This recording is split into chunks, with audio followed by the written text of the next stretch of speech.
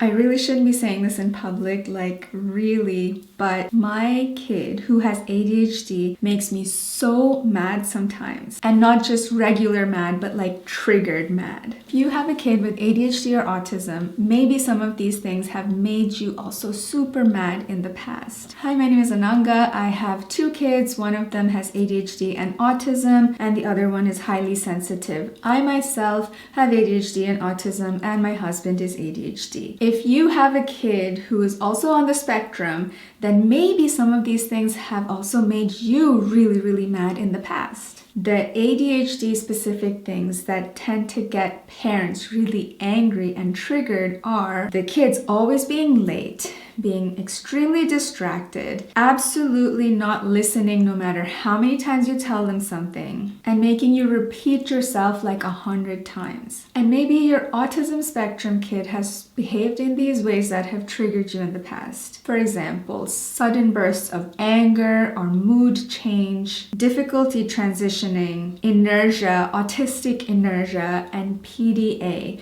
pathological demand avoidance. When you get so super angry that you find yourself shouting to the point where you know you're going to have a sore throat later, or stomping around, or slamming the door and just shutting yourself away from your kids. This is not just regular anger, guys. This is you being triggered. Who am I to say this about you getting triggered? Apart from having ADHD myself and being a late diagnosed autistic person, I'm also a family constellation therapist, and I have studied family dynamics and childhood trauma intensely for the past 2 years. I'm also certified a trauma-informed coach. And I'm the daughter of an autistic parent, so I know firsthand what autistic children of autistic adults grow up to be as autistic adults. That's kind of a bit meta, but you know what I'm saying. And I think I already mentioned that I'm the mother of an autistic ADHD kid, so I'm not just studying it, guys, I'm living it. So what's happening in your brain when your kid is triggering you? To understand that, first you have to understand what a trigger is and how it works. According to the website healthline.com, in mental health terms, a trigger refers to something that affects your emotional state, often significantly by causing extreme overwhelm or distress. Most importantly, a trigger affects your ability to remain present in the moment. It may bring up specific thought patterns or influence your behavior. So that means you are reacting in the present moment to something that has happened to you in the past. And that means you are losing control of yourself in this moment. How can you be in control of your kids and in control of the current situation when you in fact have no control over yourself right now? Don't worry, there is a way to get control of the situation again, to get control of yourself again. And the first step to that is to realize that it is your kids who are triggering you. I know it seems way too simple to work, but this really is it. As neurodivergent parents, our goal is to have enough awareness about ourselves and our condition and our traits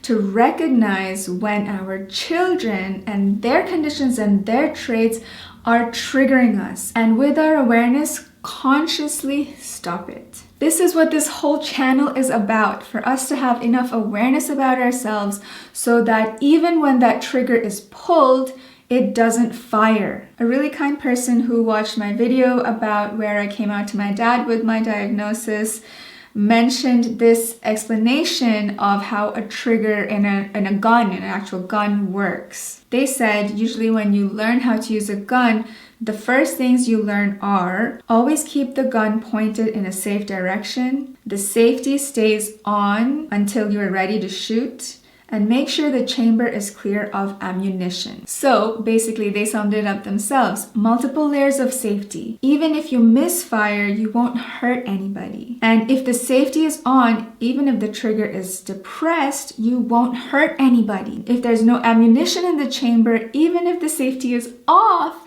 you won't hurt anybody. So this is what I'm trying to say here. Our awareness of our own neurodiversity and of our kids' neurodiversity, the fact that we're different, our brains work differently, we have different sensitivities. This is our safety. These are the 3 safety measures that we're taking. This is like the basic step of gun use, but basic step of being a neurodivergent parent, which is kind of like being a loaded gun sometimes, the way you're walking around with so many feelings and so much passion and anger and whatnot. These are the basics. It is so possible to stop getting triggered by your kids, or at least reduce the number of times you get triggered and lose total control of yourself. Let me break it down into 3 steps so it's even easier for you. Step 1. Notice when you are just getting angry versus when you are really getting triggered. I'll give you an example what this might look like. Let's say you walk in the door with your kids and suddenly they insist that you take their shoes off. And you're like, no, you can take them off yourself. You're old enough. And they start to cry and they really, really insist and they start to beg you to take your shoes off. At this point, you're starting to feel like this kid can do it. What is wrong with them? Why are they doing this to me? Am I their slaves? They're trying to make me their bitch. Whatever the thoughts are passing through your head, they are. And suddenly you find yourself shouting at your kid, why can't you do it? Or calling them a baby because they can't take their shoes off, or criticizing them in any other way. This is a sign that you've just taken their behavior personally. You've made it about you. This is actually the step 3, and I'll come to that in a moment. But let me explain the shoe thing and your behavior in this situation a little bit better. So you're a conscious parent and you're highly aware, you're educated, you're intellectual. There's no situation where you would consciously criticize your kid. A part of you knows that they're just a child, and any negative thing you say to them, anytime you shout at them or use critical words, it is giving them a bit of a traumatic experience, like a small t trauma. So you would never knowingly consciously do that. And you're slipping into this type of behavior, this type of reaction, because you're losing connection to that conscious, that intellectual part of your brain, and you're slipping into your reptile brain, it's called the nervous system, where you're reacting in a self-defensive way. You're reacting as if you've been triggered. You've been pulled out of the present moment, and you've slipped into a moment or an experience in your past where you were made to feel that way, like you're somebody's slave or whatever, that you have to do what they say, listen to orders, by the way that your kid is behaving with you right now. What's actually happening in this present moment is that your kid is probably really, really tired or close to burnout. And yes, they're able to take their shoes on and off, but in this situation, they've just come home, they've finally let go. Maybe they've been in school all day, maybe they've had to mask their neurodiversity in order to be socially acceptable, maybe they had a hard time with their peer group or whatever. Now they're in their safe place with their safe person, which is actually you, the parent, and they've let go, and they're not just asking, they're begging you for help. Unfortunately, because you've flipped into the you position now, you're not with the kid in that moment. You can't perceive this situation objectively. This is not your fault. This is how any person would behave when they've been triggered. Now, the goal here is for us to recognize all those moments, all those incidents where our kids do actually trigger us, and then we can observe and we can see, okay, so these types of comments or this type of behavior does actually trigger me. And then that's the first step of this whole process. Step number 2, see the role of neurodivergence in this situation. Just being aware of the fact that your kid is neurodivergent.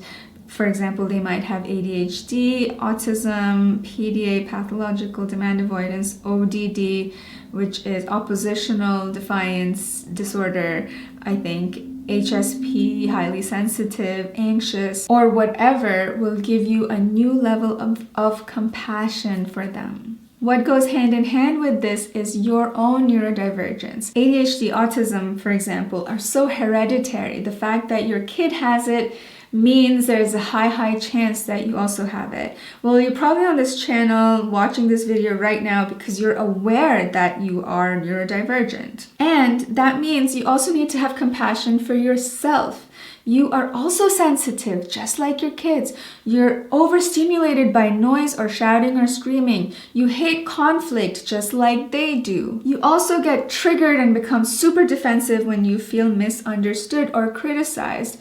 And you probably also have a little bit of PDA and you hate being told what to do. Doesn't matter whether it's your spouse, a boss, or your kid. And this gives you context. This gives you compassion for yourself. Step number 3. Realize that this is not about you and don't take it personally. Even though it feels like your kid is purposely trying to make you feel a certain way, for example, trying to make you feel like they're your boss and you're the subordinate or you're their slave or whatever, in this situation, it is not about you, at least not when it comes to the kid, from the kid's point of view.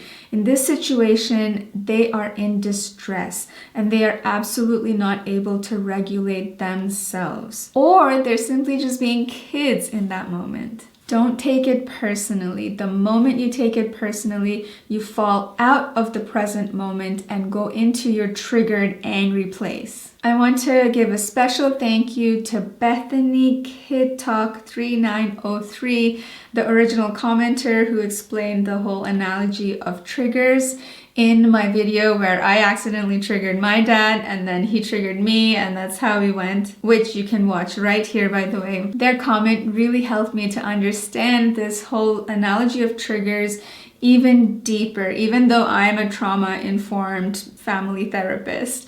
And it also helped me to create this video. So thank you, Bethany.